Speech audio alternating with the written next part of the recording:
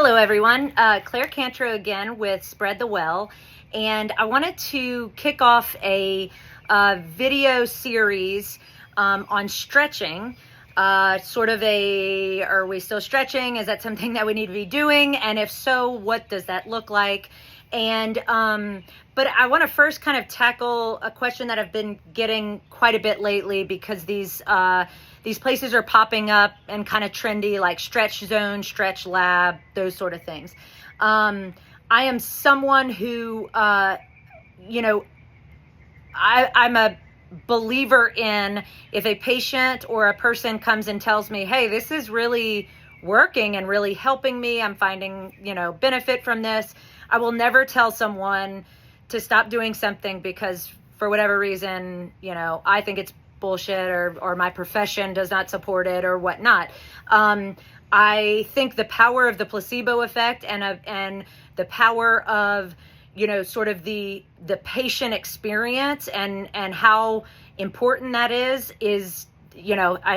there's something to be said for that. So unless I know of something that a patient has that would make whatever modality, in this case stretching, counterintuitive or would not be good for them or whatnot, I can certainly share my experience with that. But for the most part, if someone comes to me with some obscure modality and that's maybe not backed by research and all of that, and they say it works, I'm fully supporting them. What I think probably is the ticket in these sessions, these like Stretch Lab sessions, is the fact that you are taking the initiative to do some sort of self-care. You're taking 30 minutes to do something good and beneficial for yourself, especially if you love to be stretched. And not only do you love to be stretched, it's so much better when someone else does it. I think that probably just the human interaction component of that, and then the idea of the therapeutic touch, right? Someone is touching you in a way that is healing and therapeutic to you.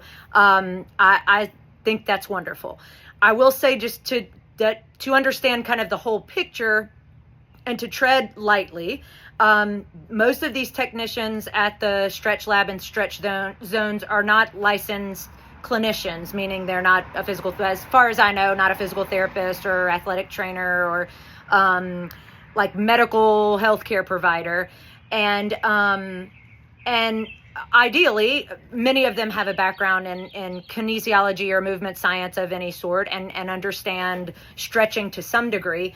But in all honesty, they're mostly trained in a specific set of stretches to do with every client. And the reason I know that is I went and did a little sampling. You basically can go in and do a 30-minute trial to see if you like it. And of course, if you feel better, let's get something on the books. And so I went in and I didn't disclose that I was a practitioner.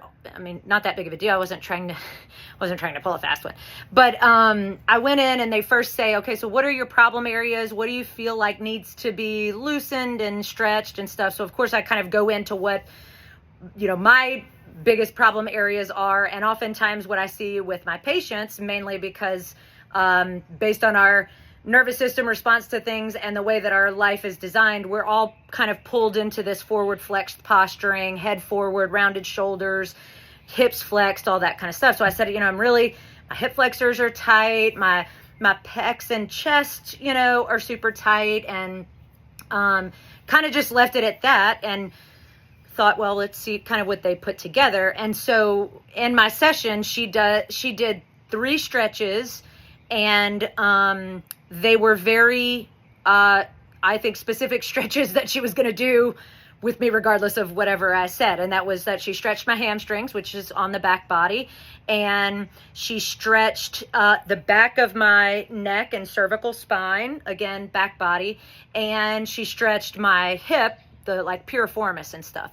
And I will not discredit that, a good piriformis stretch feels good for the most part, but that is all to say that regardless of what my problem areas were, she was going to stretch these 3 things that are decently easy to stretch, for anyone and all of that. And so what I will say to to the masses who are interested in that is, if you have gone and it feels really good and you feel like it's productive and you love it, great.